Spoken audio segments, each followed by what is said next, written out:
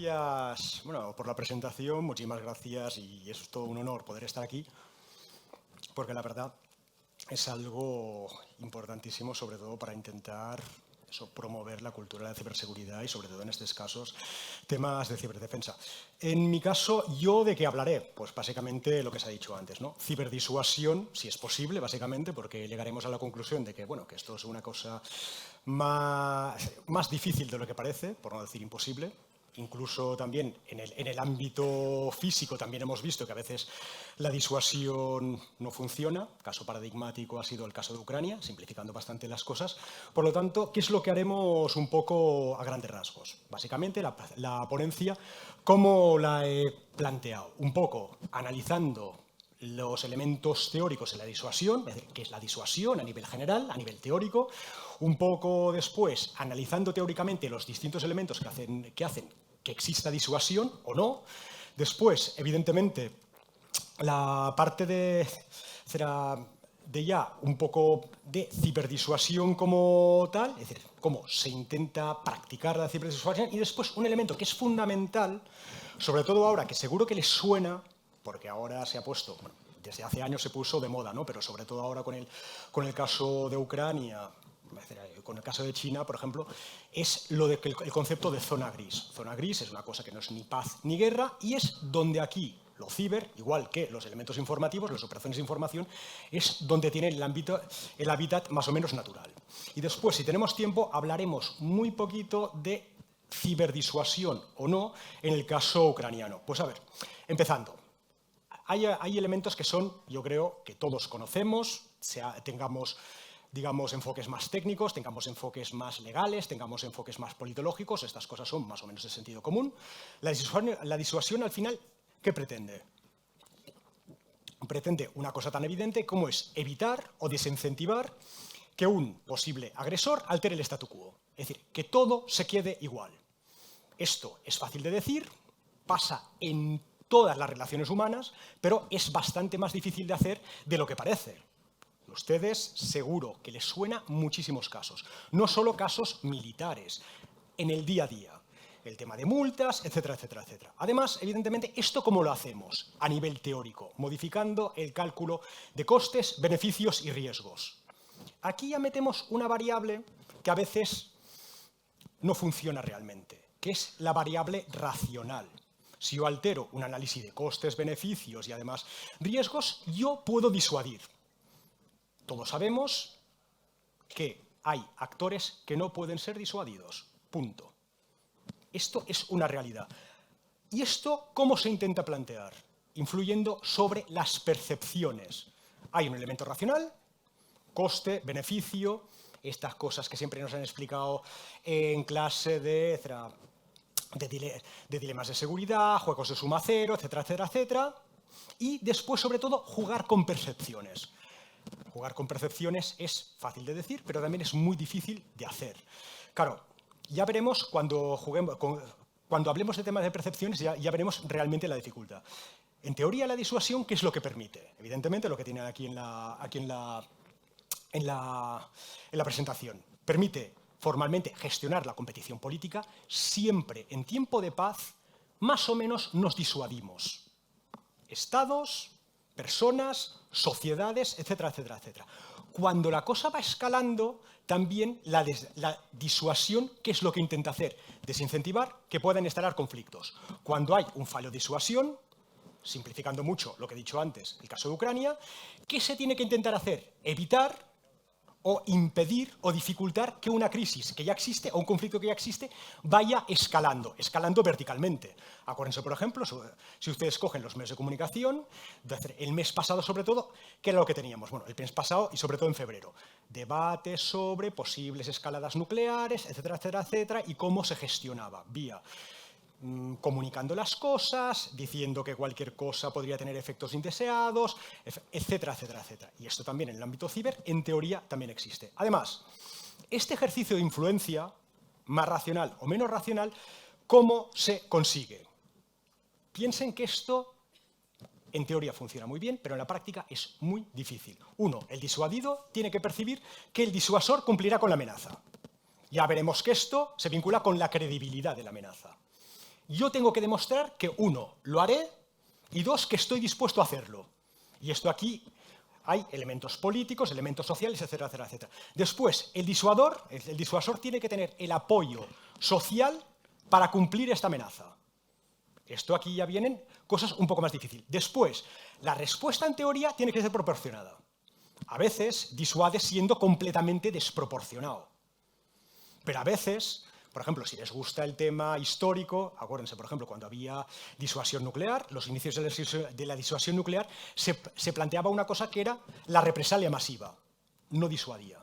Era cualquier alteración pequeña del statu quo implicará una respuesta masiva. Realmente no disuadía. Por lo tanto, al final se tiene que intentar buscar una cierta, digamos, una cierta proporción. Además, la represalia tiene que proporcionar mayores beneficios que costes. Este elemento veremos que es muy importante en zona gris.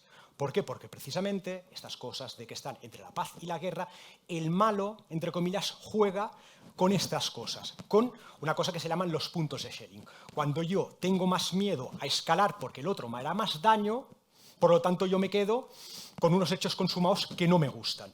Y además, evidentemente, la disuasión, si hemos hablado, evidentemente, primero de los elementos más racionales, pero sobre todo los elementos más de influencia, más irracionales, la disuasión no es mecánica, es relacional, está en relación al disuadido. Y ya veremos que esto también explica muchas cosas de las que están pasando ahora. Además, esto seguro que les suena, la disuasión puede ser por negación y por castigo. Disuasión por negación, evidentemente, ya veremos cuando hablemos del caso Ciber, los objetivos serán imposibles de alcanzar o el coste para alcanzarlos será elevadísimo. Esto hace que el malo, entre comillas, no actúe, se mantenga el statu quo. Y por castigo. Por castigo es la disuasión que más funciona, porque es, si hay una alteración del statu quo, la respuesta será implacable.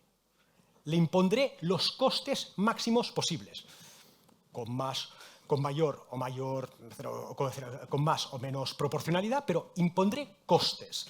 Además, también hay dos cosas que más o menos se pusieron de moda en los años 70, 80, 90, 2000, que es disuasión por enredo, que es, pensemos que todos los países más o menos están cada vez más interrelacionados económicamente, socialmente, etcétera, etcétera, etcétera. Pensemos que ahora vamos a un proceso contrario, por lo tanto, se mantiene el statu quo no por disuasión, ni por negación, ni por castigo, sino porque los costes por la interrelación que hay entre los países no se altera el statu quo. ¿Por qué? Porque dicen, si yo altero el statu quo, los costes serán para el otro, pero también para mí.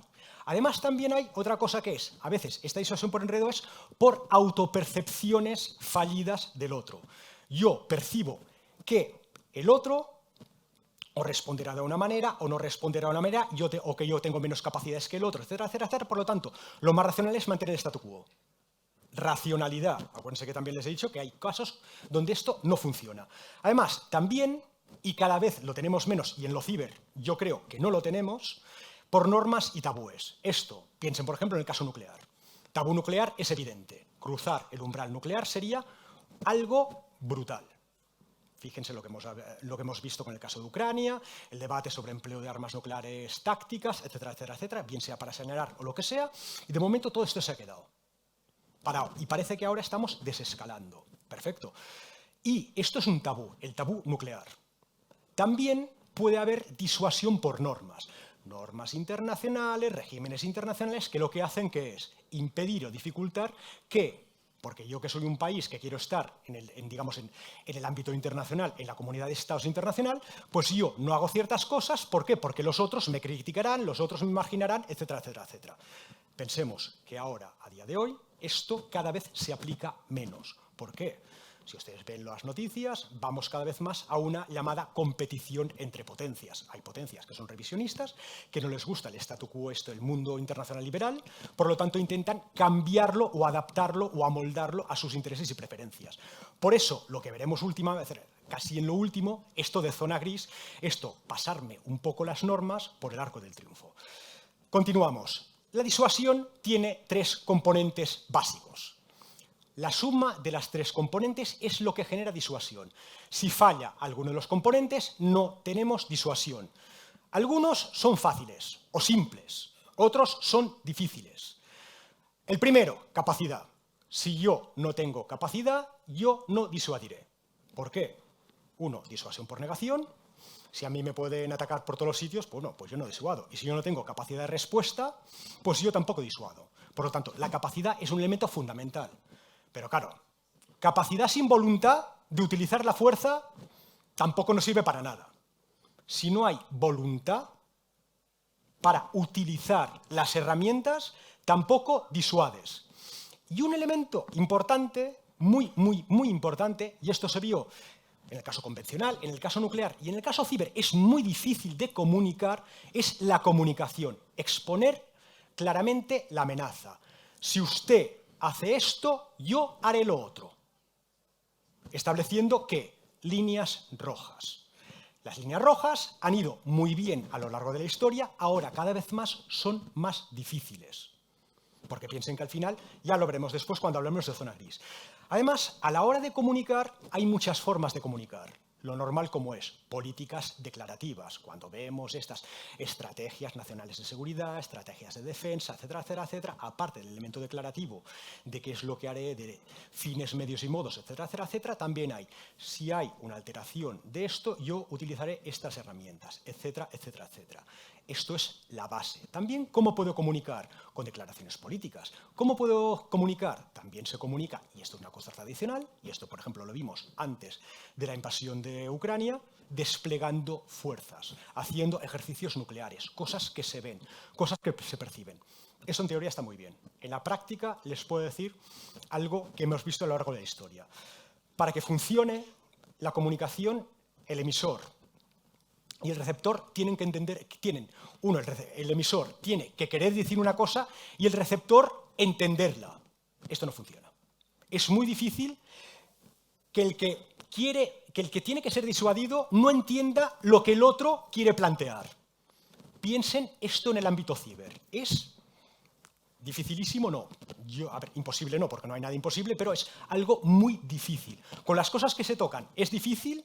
Con las cosas que no se tocan es todavía más difícil. Por lo tanto, pensemos que esto es un elemento muy importante. Comunicar la disuasión. Ya veremos que el tema de comunicación, líneas rojas, etcétera, etcétera, etcétera, serán elementos muy importantes. Además, por lo tanto, cogiendo estas cosas en teoría y poniéndolas en la coctelera, ¿qué es lo que tendríamos? La disuasión, en teoría, no debería ser algo difícil. En teoría. En la práctica no tiene nada que ver. Por lo tanto, disuasión por negación, lo que hemos visto en OTAN durante muchísimos años y en la Unión Europea, que es disuasión por negación como reforzando las defensas y mejorando la resiliencia de los sistemas. Perfecto, fantástico. Después, el paso que viene después. Yo solo apostando por una visión no proactiva, vale, esto si todo el mundo es feliz, si todo el mundo es bueno y tal, esto puede funcionar, pero realmente no funciona. Por lo tanto, necesitas lo otro. Vale, lo otro sería de establecer medios de respuesta. Perfecto. Además, también tendrías que comunicar la disuasión con una política de comunicación adecuada, etcétera, etcétera, etcétera. Además, con umbrales de respuesta. Cuando digo umbrales de respuesta, ya veremos el tema legal, que ayer se explicó mucho mejor. Además, también se tiene que señalar, la señalización es una forma de disuadir, es una forma de comunicar. Yo, cuando la cosa escala, o cuando yo quiero escalar sin escalar demasiado, yo digo, me estoy enfadando. Y te lanzo un mensaje. Y el otro lo tiene que entender. Que en serio, esto no es fácil. Y a nivel, claro, si a nivel físico es difícil, a nivel lógico ni les cuento. Además, evidentemente, la teoría también nos indicaría, bueno, tener capacidades obviamente de atribución para que todo el mundo lo entienda, después atribuciones conjuntas, ¿por qué? Porque el mundo internacional liberal, etcétera, etcétera, etcétera. Además, también consensuar, consenso internacional sobre qué tipos de ciberataque podría motivar una respuesta. Concepto de agresión, etcétera, etcétera, etcétera. Además, también, esto, si nos ponemos en plan legal, discriminar entre objetivos civiles y militares y también que fueran las respuestas proporcionales. Todos sabemos la cantidad de casos que ha habido, que las cosas han escalado, yo lanzo una cosa contra un sistema militar o contra un sistema tal y al final la cosa acaba escalando. ¿Por qué? Porque, bueno, por la misma arquitectura de las cosas. Y además, evidentemente, se tendría que establecer, a nivel teórico, medidas de control de ciberarmas. Perfecto. Para incrementar, ¿qué? Estabilidad estratégica. para que nada cambie. Esto en teoría. En la práctica, ustedes lo saben, yo lo sé que esto no es así. Y cada vez vamos a modelos peores. ¿Por qué? Por muchas razones. Porque evidentemente el mundo está cambiando. El mundo del final de la Guerra Fría no es el mundo actual. Cada vez hay más riesgos, cada vez más amenazas y evidentemente vamos a una competición estratégica, que esto es lo que nos cambia absolutamente todo. Y por eso el tema de las zonas grises y tal. Además, cuando nos vamos a la práctica, ¿qué es lo que vemos? Evidentemente, la disuasión por negación es necesaria, obviamente, tienes que protegerte, tienes que securizar más las cosas, es pasiva, es inmune a la atribución, esto es una cosa buena, perfecto, pero no contribuye a la disuasión. Esto lo único que hace es dificultar el acceso, punto pelota, ya está. Después, ¿qué es lo que tienes que hacer? Disuasión por castigo. Claro, la disuasión por castigo, ustedes lo saben, yo lo sé, lo sabemos todos, el gran problema se llama atribución.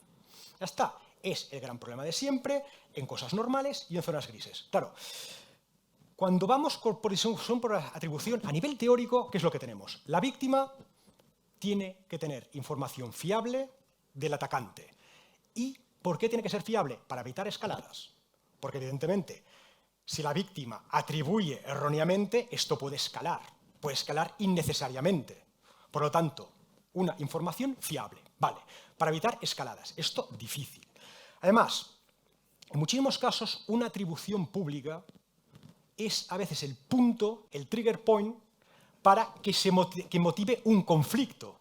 Por lo tanto, es cómo gestionar las atribuciones. Ya veremos a veces cómo se están gestionando después. Después, el atacante, lo de siempre, conoce su autoría, desconoce en muchísimos casos las capacidades, evidentemente, de inteligencia y forenses de la víctima, y aquí puede actuar con dos cosas. Uno, siempre se intenta negar de forma plausible.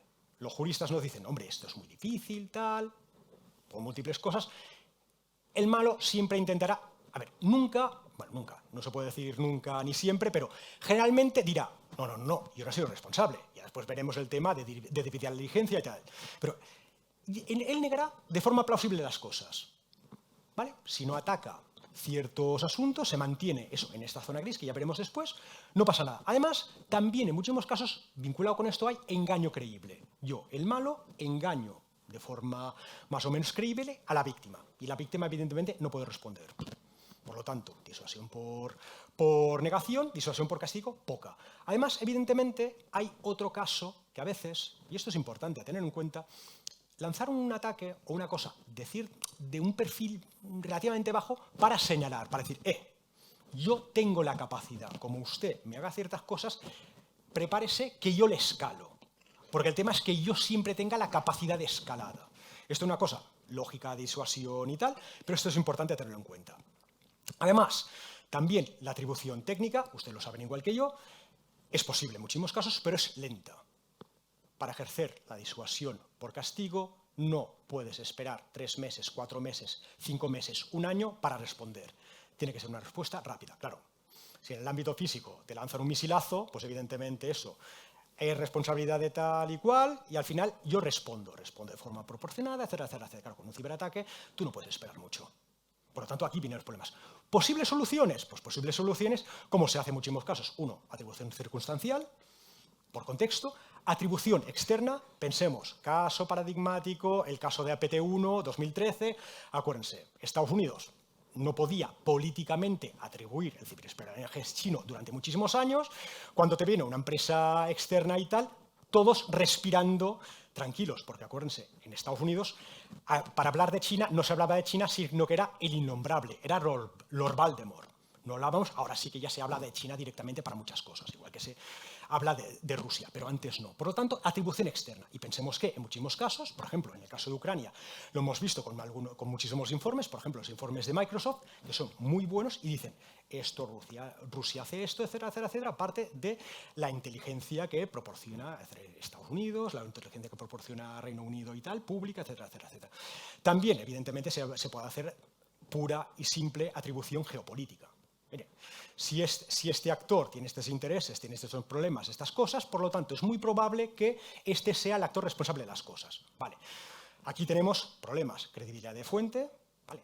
Si lo hace un Estado, si lo hace un Estado, puede decir, bueno, es que este Estado puede tener intereses, puede ser parte del conflicto, puede tener intereses, etcétera, etcétera, etcétera. Por lo tanto, que lo haga un actor externo, si lo hace un actor externo también hay a veces problemas de credibilidad de la fuente, y además también hay el otro problema que los juristas dicen que tampoco no es tan problema, que es el empleo de proxies. Bueno, empleo de elementos de terceros elementos con más o menos vinculación con el Estado en cuestión, que sirven para proyectar el poder.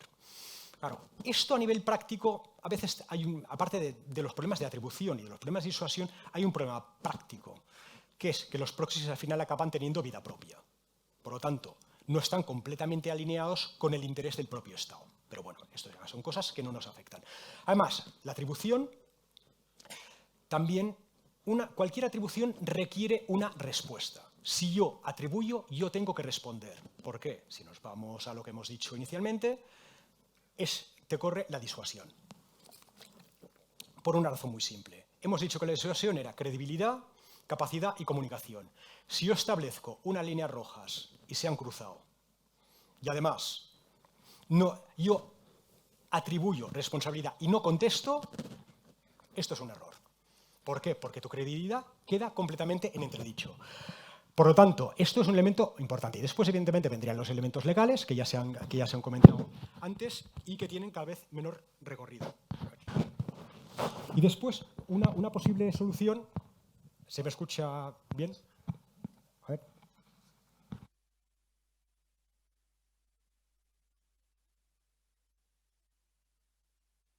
Perfecto.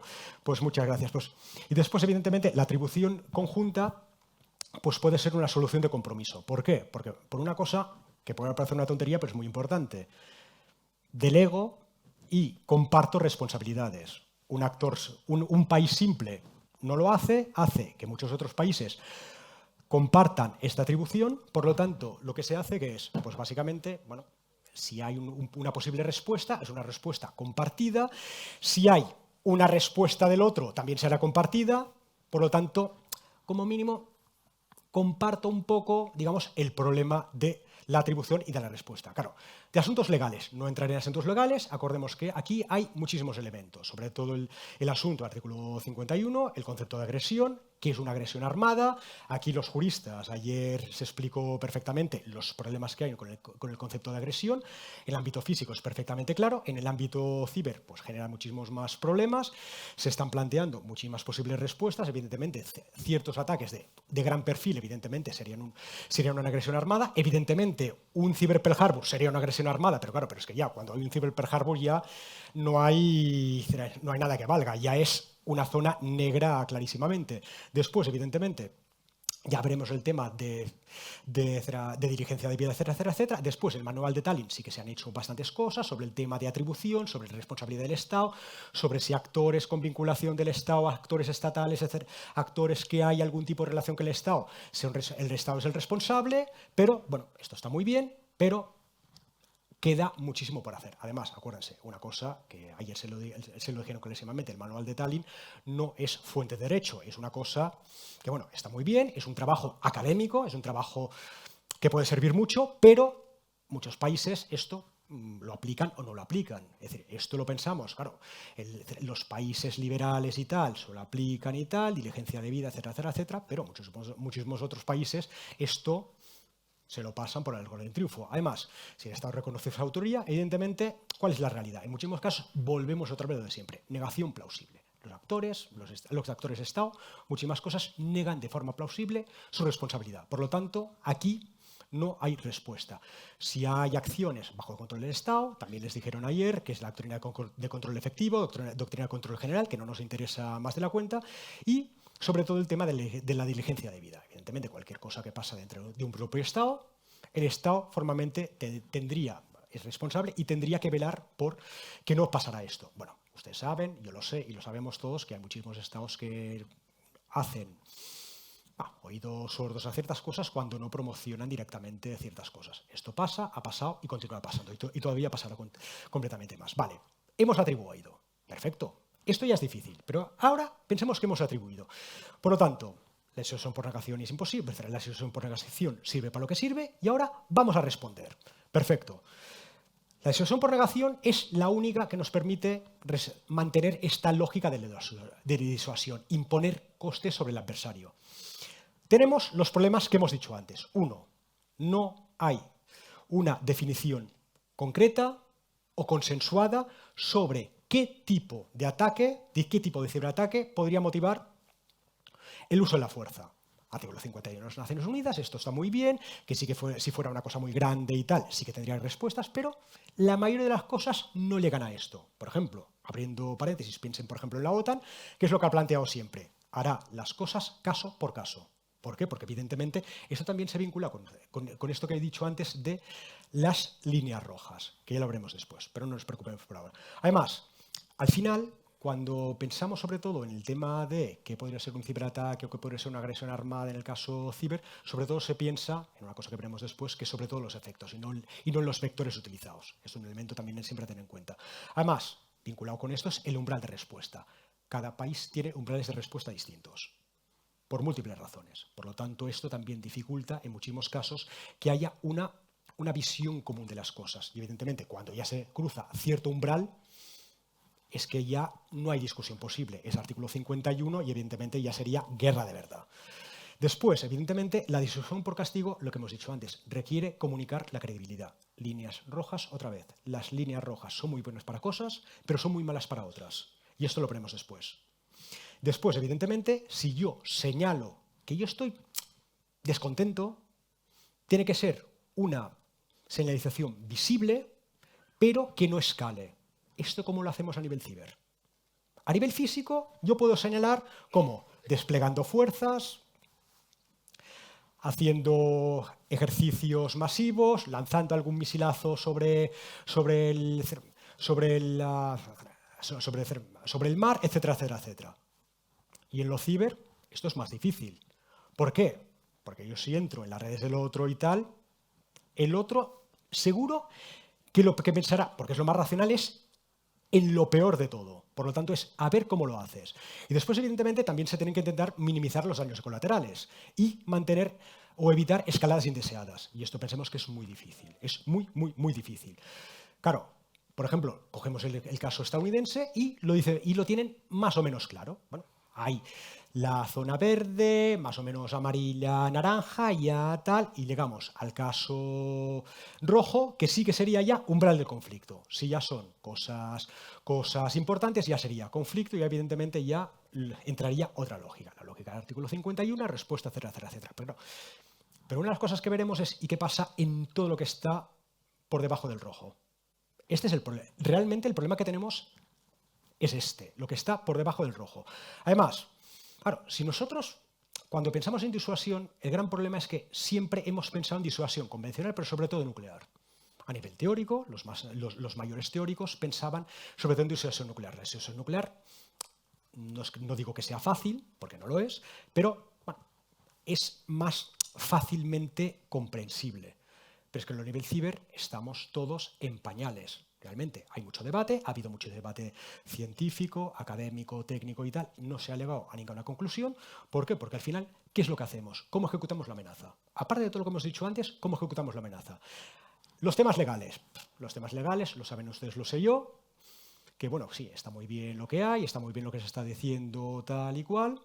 Pero bueno, en el caso nuclear hay tratados, hay regímenes, hay normas. En el caso ciber, bueno, sí que se ha avanzado mucho en algunas cosas, pero estamos muy, muy mal. Y de hecho, yo creo, personalmente, es una opinión personal, cada vez estaremos peor. Pero bueno, por lo tanto, tendremos países que sí, que intentarán mantener normas, etcétera, etcétera, etcétera, y otros que harán lo que les dé la gana. Además, evidentemente, también en lo ciber hay un elemento fundamental, a diferencia de armas convencionales y armas nucleares. Es muy difícil, yo creo que imposible, en situación actual, es establecer medidas de confianza mutua. Medidas de confianza mutua serían medidas entre distintos países, obviamente aliados y potenciales adversarios, para decir, yo no haré ciertas cosas. Perfecto. Esto sí que hay, no hay una medida de confianza mutua, pero sí, acuérdense que el año pasado Obama le mandó a Putin una lista de 16 objetivos que en teoría parecen que han mantenido la disuasión en cierto momento. Pero bueno, esto no nos interesa ahora. Por lo tanto, medidas de confianza mutua sería interesante, pero no lo veremos. A nivel legal, yo creo que en el futuro próximo tampoco lo veremos. Además, a nivel operativo, perfecto. Yo no puedo. Pensemos en disuasión y cómo responder. Yo tengo que tener, cuando ejecuto la amenaza, tengo que tener el targeting previo. Nos vamos a elementos convencionales, nos vamos a elementos nucleares. Las doctrinas dicen, miren, señores, yo aquí serán los objetivos que utilicé, los objetivos a los que atacaré. Para que el malo lo sepa, tal. Evidentemente, en el caso ciber es mejor no decirlo, pero para tener el targeting previo, todos sabemos que se tienen que tener cosas hechas antes. No puedes empezar desde cero una vez ha habido un ataque. Tienes que estar preparado. Tienes que tener las fuerzas alistadas, los objetivos preparados para cuando haya el mando político que te diga, ahora tú tienes que atacar. Punto. ¿Por qué? Por lo que hemos dicho antes. No puedes esperar 5 meses, 6 meses, un año. Además, evidentemente tiene que ser creíble, tiene que ser ejecutable y tienes que poder escalar. Tienes que tener siempre el control de la escalada. Además, tienes que tener capacidad para hacer control de daños. Una cosa que puede parecer una tontería, incluso en el caso físico, por ejemplo, el caso ruso de control de daños, no a nivel ciber, a nivel físico, ha dejado bastante que desear. Imagínense a nivel ciber, no digo en el caso ruso, digo en el caso general. Por lo tanto, a veces, claro, siempre te quedan resquicios, en muchísimos casos, de la efectividad de los ataques. Solo si nos centramos en el nivel ciber. Además, también tienes, lo que hemos dicho antes, señalar para mandar un mensaje, que no sea escalatorio, etcétera, etcétera, etcétera. Muy difícil de hacer. Y además también tienes que intentar evitar escaladas indeseadas, sobre todo con terceros países. Por lo tanto, esto es difícil. Por lo tanto, es intentar tener las cosas preparadas y utilizarlas cuando sea el momento. Lo que siempre se dice, ¿no? Tienes que tener las ciberarmas preparadas. Pero claro, pero por ejemplo, si yo señalo con una ciberarma, ya degrado mi capacidad para hacer otras cosas. Por lo tanto, es siempre jugar con ciertos elementos. Por eso ya veremos que algunas de las respuestas, ¿cómo son? Uno, obviamente, negociar objetivos que estén excluidos de cualquier ataque. Lo que he dicho antes, ¿cómo se llama? Los 16 puntos que estableció Obama con Putin, infraestructuras críticas, servicios esenciales, etcétera, etcétera, etcétera. Intentar hacer la llamada disuasión a medida. Hemos visto que la disuasión general no funciona, por lo tanto, intentar hacer disuasión al adversario a disuadir. Claro, por ejemplo, me pongo la gorra de Estados Unidos y me cojo la estrategia de seguridad nacional y la estrategia de defensa nacional estadounidense y la revisión de la postura nuclear. Tenemos que establecer disuasión, no ciber, disuasión nuclear o disuasión integrada en este caso contra China, Rusia, Corea del Norte e Irán. Vale, 4 países, perfecto. ¿Y cómo lo hago? Pues bueno, pienso en los actores, en las motivaciones, en lo que más valoran, etcétera, etcétera, etcétera. Y en lo ciber, ¿podemos hacer disuasión a medida contra N actores? Primero, saber quiénes son. 2, tenerlos perfectamente catalogados. Y 3, hacer una disuasión a medida. Esto es fácil de decir, muy difícil de hacer. Por lo tanto, aquí tenemos otro problema. Además, otra posible solución que se está haciendo, y a veces es lo más racional, a veces, disuasión interdominio, por un lado, y disuasión integrada. ¿Cómo solucionar de forma parcial la disuasión? A nivel ciber, centrándonos solo a nivel ciber, no disuadimos, por lo tanto, metemos otras capas, metemos las capas físicas. En el caso del interdominio, capa terrestre, naval, aérea, etcétera, etcétera, etcétera. Digamos, utilizar efectos cinéticos. Nos vamos, por ejemplo, a doctrina de otros países. Por ejemplo, Rusia, lo que se dice siempre, ¿no? Un ataque masivo contra infraestructuras, sistemas de mando y control, etcétera, etcétera, etcétera, un ciberataque en este caso, podría motivar una respuesta nuclear. Está en doctrina. Por lo tanto, esto es forma de comunicar la disuasión, tal, y está en doctrina y se podría hacer. ¿Por qué? Porque saben que a nivel ciber, bueno, no se disuade suficientemente, pero quizá con un ataque nuclear o con un ataque estratégico convencional se podría disuadir más. Si nos quedamos en el interdominio, vale, perfecto, a nivel militar. Pero generalmente se intenta ahora lo que se llama disuasión integrada. Utilizar todas las herramientas del Estado. Herramientas económicas, herramientas políticas, herramientas sociales, herramientas culturales, herramientas militares, no solo los ciber. Hay un ciberataque y yo intento responder con todos los medios del Estado. Con sanciones, etcétera, etcétera, etcétera. Vale, esto está muy bien, pero también sirve para ciertos casos y no es una solución definitiva. Claro, esto, al final, uno de los grandes problemas cuando planteamos la integración o el elemento interdominio es que la respuesta cinética tiene que ser creíble. y no tiene que ser escalatoria. Por lo tanto, metemos otro elemento de complejidad. Por eso, cuando estamos hablando de elementos ciber, no sabemos realmente, estamos todavía pensando en cómo hacer las cosas en todos los elementos. Por lo tanto, lo que se está viendo en algunos casos, muy concretos, caso de China sobre todo, que lo que intentan hacer es disuasión ofensiva. ¿Qué es disuasión ofensiva? Claro, disuasión ofensiva ustedes me dirán, pero bueno, es una contradicción en sus términos. Sí. Disuado de manera ofensiva. ¿Cómo? Jugando con las percepciones del otro. Jugando con la determinación del otro. El otro tendrá voluntad para, si yo de manera más o menos ofensiva le escalo un poco, el otro se quedará quieto. Por lo tanto, yo con esto voy logrando mis objetivos. Esto es lo que se llama disuasión ofensiva.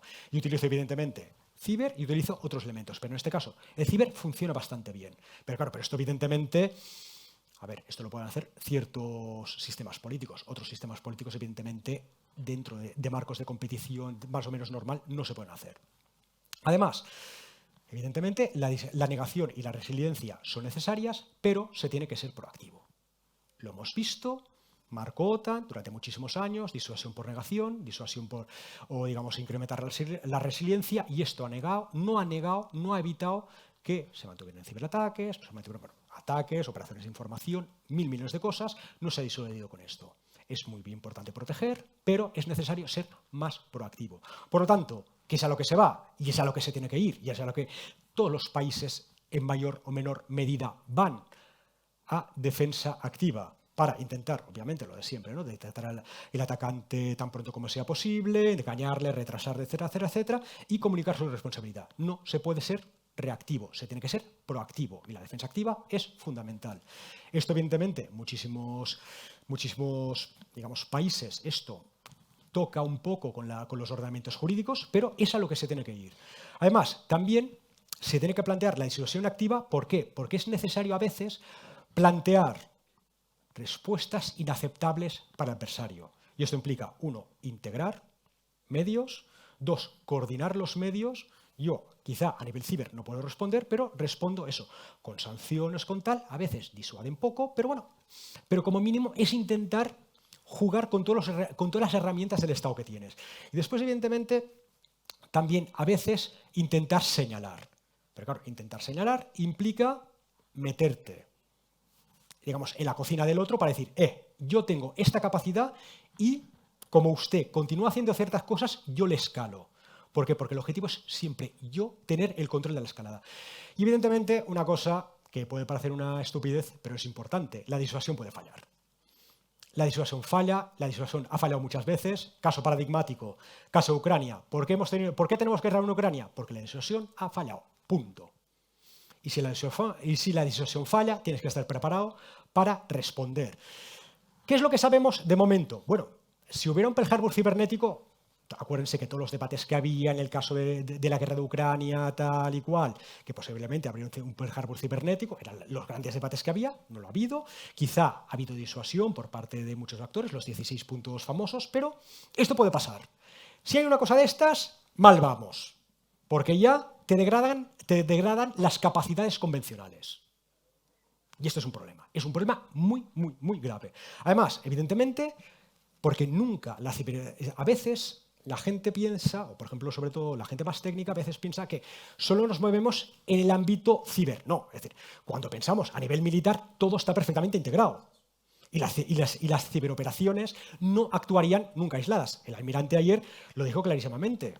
Los rusos han estado en Ucrania coordinando operaciones cinéticas con operaciones ciber. Hay muchos informes que lo están diciendo y muchos artículos que son muy buenos que lo están diciendo. Por lo tanto, evidentemente, no se actúa de forma sola, cuando ya ha llegado digamos, ya se ha cruzado el umbral del conflicto. Además, evidentemente, habría completa coordinación y el problema es que ya con esto hay barra libre para que los proxies y terceros actores utilicen este tipo de cosas. Claro, cuando pensamos a nivel de esto, que lo ciber no actúa solo, lo tenemos que pensar con esto. Las operaciones ya son de naturaleza multidominio. Lo ciber, que es una capa, que la tienen aquí, la segunda capa, después del espacio, esto no implica, evidentemente, que uno sea más importante que otro, todos son igual de importantes, pero pensemos que al final los datos sea cual sea su soporte, son el elemento fundamental para poder actuar. Si yo te degrado los datos, la obtención, lo de siempre, ¿no? Disponibilidad, etcétera, etcétera, etcétera, de los datos, yo no puedo operar cuando ya ha habido un problema de estos. Por lo tanto, por eso es tan importante controlar antes de que cualquier posible conflicto pueda escalar el nivel ciber. No se puede ser reactivo, se tiene que ser proactivo. Por eso es tan importante este tipo de cosas. Vale, y hemos dicho muchas cosas, pero claro, les he hablado antes de zona gris, de estas cosas, que bueno, que les he dicho que el problema realmente quizá no era el tema de disuasión a nivel normal, sino quizá la zona gris. ¿Por qué? Porque es lo que estamos viendo día sí y día también. ¿Qué es la zona gris? Creo que casi todo el mundo lo sabe, más o menos es lo que está entre la paz y la guerra. Cuando digo paz, sería eso, la paz kantiana, la guerra sería guerra abierta, realmente puede haber zona gris, incluso cuando hay, digamos, ataques limitados, pero el tema es que no escale hasta cierto umbral. Para que nos entendamos, umbral del artículo 51, pero podría haber incluso, digamos, ataques limitados. Perfecto, claro. Aquí esto, lo importante de zona gris es que se mantienen siempre debajo de las líneas rojas. Vale. ¿Qué es una línea roja? La línea roja es el umbral del conflicto que yo considero que es inaceptable. Claro, ya veremos que esto está muy bien a nivel teórico. Establecer líneas rojas perfectamente claros. Si usted me ataca así, yo le responderé de esta manera. Disuasión clásica. Pero es que el malo, ¿qué es lo que puedo hacer? Bueno, si yo conozco las líneas rojas del otro, ¿qué es lo que hago? Yo me muevo siempre por debajo de estas líneas rojas. Me muevo por debajo del umbral de respuesta. Y es lo que hacen muchos actores. Muchos actores. Todo el día.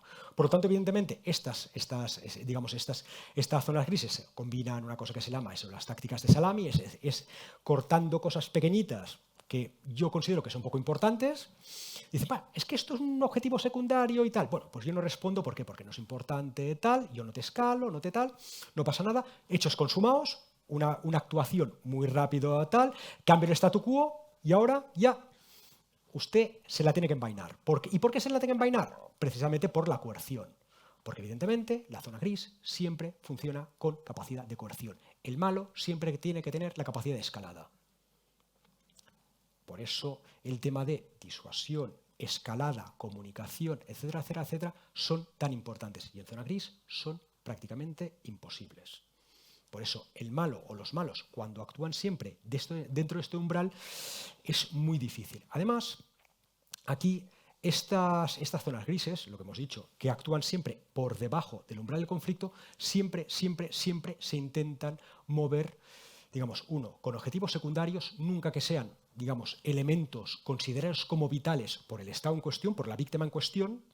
Además, siempre se busca, digamos, una negación más o menos plausible si hago cosas de bajo perfil, operaciones de información, este tipo de cosas. Bueno, niego de forma plausible y tal. Bueno, no, es que quizá eran estos actores, tal. No pasa nada, no es algo importante, no es algo realmente estratégico. Bueno, se va dejando pasar. Por lo tanto, evidentemente, y siempre hay un elemento fundamental en esto. Siempre se utilizan las limitaciones legales de la víctima. Acuérdense, nosotros, todos los estados de derecho, tienen unos ordenamientos jurídicos, hay además el derecho internacional humanitario, los conflictos armados, etcétera, etcétera, etcétera, y muchísimas normas de actuación. Muchos actores, ¿qué es lo que hacen? Se aprovechan de esto. Un jurista te dirá, no, las zonas grises no existen, o es o paz o guerra. Artículo 51 y todo lo que no esté del artículo 51. Pues los malos utilizan esto. Todo lo que no está, a lo que hemos visto antes lo que está entre lo naranja o naranja muy oscuro y lo verde. Claro. Y además utilizan una cosa, y lo estamos viendo día sí y día también, el tema del offer, que son aprovecharse de las brechas legales de las propias víctimas para imponer sus objetivos sin que la víctima pueda responder. Esto también es algo extremadamente importante con zona gris. Evidentemente, utilizan muchos proxies, lo que he dicho antes, los proxies a veces tienen vida propia, por lo tanto, son buenos para una cosa, pero son un problema para otro, para que nos entendamos a nivel físico. Hezbollah es un proxy de Irán, pero al final acaba teniendo vida propia. Por lo tanto, a veces los objetivos iraníes no están perfectamente representados por Hezbollah y al final acaba habiendo problemas. O, por ejemplo, el caso de Wagner para Rusia. A veces tienen vida propia, ¿no? Y esto en los ciber también pasa. Además, evidentemente, también la zona gris puede servir, y esto lo tenemos que tener muy en cuenta, para preparar una zona negra, para establecer las precondiciones básicas para empezar un conflicto. Si yo voy degradando debajo del umbral del conflicto sistemas, redes, desmovilizando la población, en este caso vía operaciones de información, etcétera, etcétera, etcétera, yo establezco las precondiciones básicas para cuando haya el día de atacar con todos los medios posibles, el otro ya no puede hacer nada. Por eso, volvemos otra vez a lo de siempre.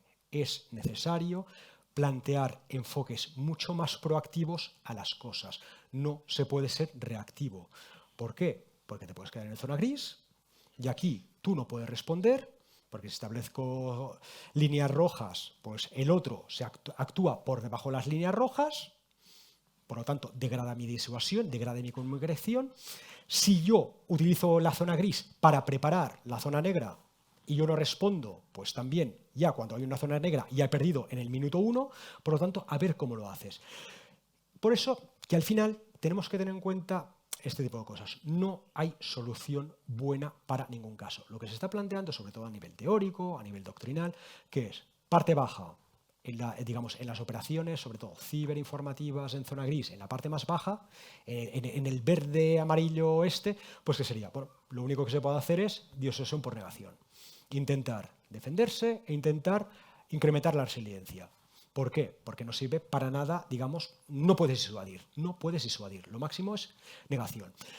Cuando hay una parte media, amarillo tirando un poco más naranja, pues bueno, intentar competir, intentar responder, intentar hacer no lo mismo, porque a veces hay muchos problemas legales para hacerlo, pero intentar responder, intentar, dificultar que el otro lo haga. Y después ya, cuando hay la parte alta, es disuadir. Y disuadir implica, evidentemente, defensa activa. Es lo único que hay.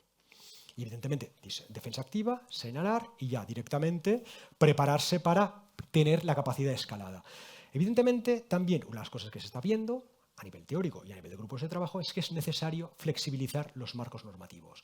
Cuando he dicho antes que el tema del lawfare es muy utilizado por muchísimos actores revisionistas, utilizar nuestras limitaciones legales para aprovecharse, nosotros tenemos que flexibilizar un poco nuestras cadenas legales. Evidentemente, se tiene que operar siempre bajo un ordenamiento jurídico, marcos normativos, etcétera, etcétera, pero se tienen que adaptar a la realidad. A veces nosotros son ordenamientos legales perfectamente adaptados a lo físico, pero no a esto que no es físico. Y a veces el jurista no entiende, estas complejidades de zonas grises, de ciber, de informativo, etcétera, etcétera, etcétera.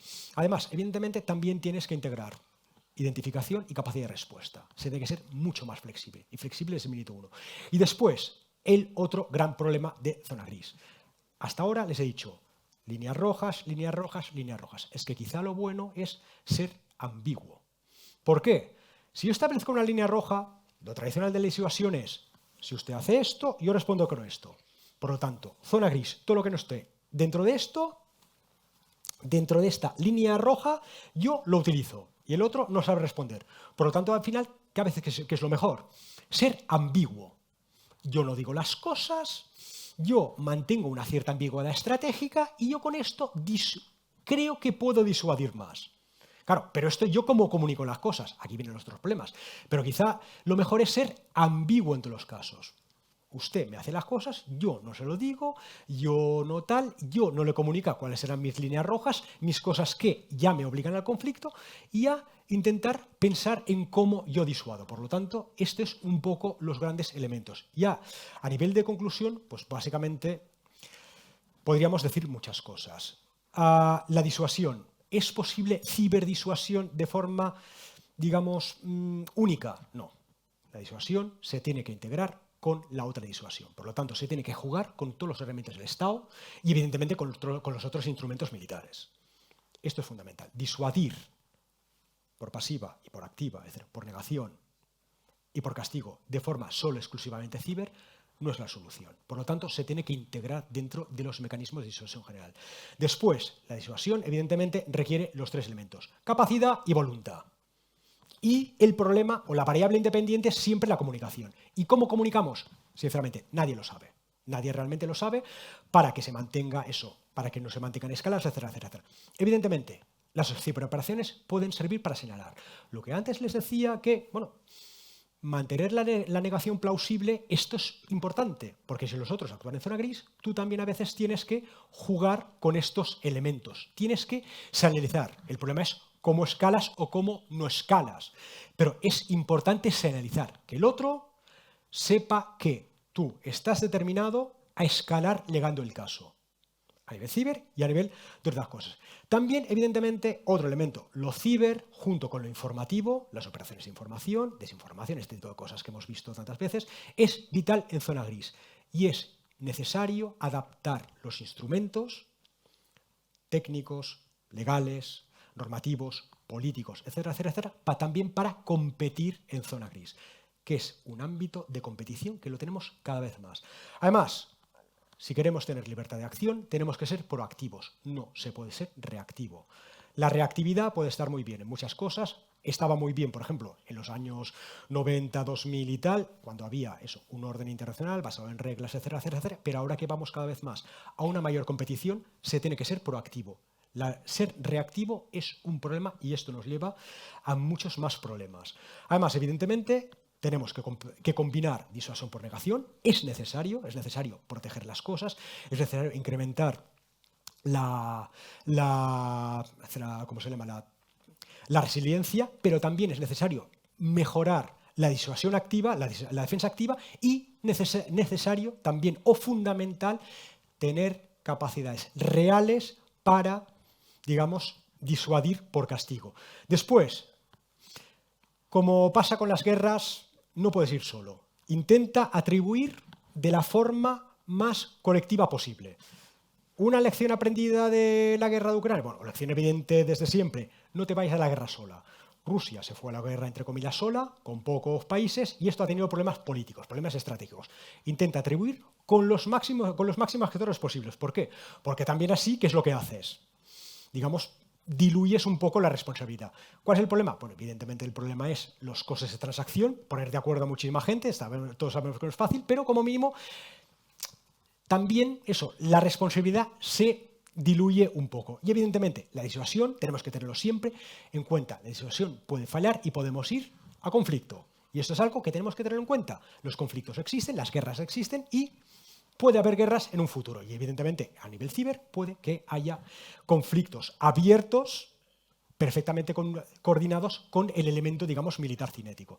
Y con esto lo dejo, que me quedan 8 minutos y ya lo dejamos para preguntas. Muchísimas gracias.